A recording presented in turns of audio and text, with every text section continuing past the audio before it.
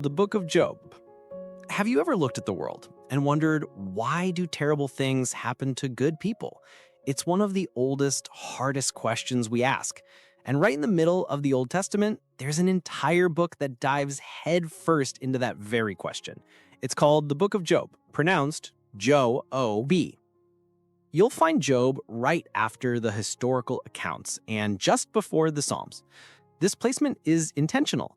It acts like a bridge, shifting the focus from the grand story of a nation to the intensely personal internal struggle of a single human being.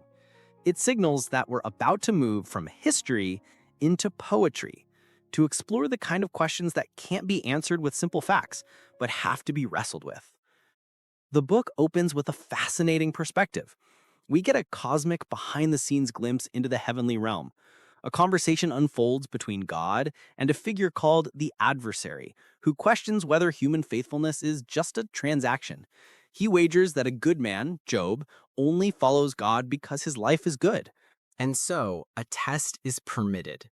Then we're dropped from that cosmic view right into the dust and ash of Job's life.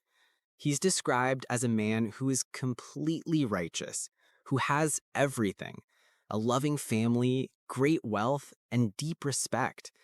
And then, in a terrifying series of events, he loses it all: his livestock, his servants, his 10 children, and finally his own health. He's left sitting in rubble, covered in sores, with nothing left but his life and his questions. This is where the book's unique design becomes clear. It's a prose story that acts like a frame around a massive, dense core of beautiful and brutal poetry. Job's friends arrive, intending to comfort him, but their comfort quickly turns to accusation. They're convinced that such intense suffering must be a punishment for some secret sin. And so begins a series of raw, emotional debates, with Job defending his integrity and crying out for an explanation from God himself. Through these poetic dialogues, the book tackles its major themes.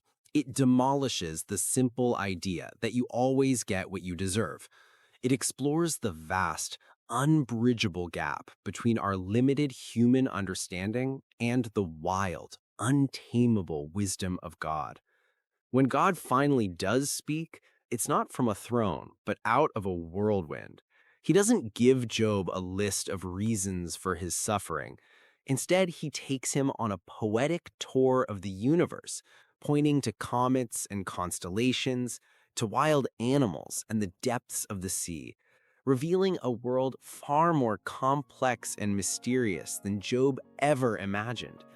In the end, Job's life is restored, but he's not the same person.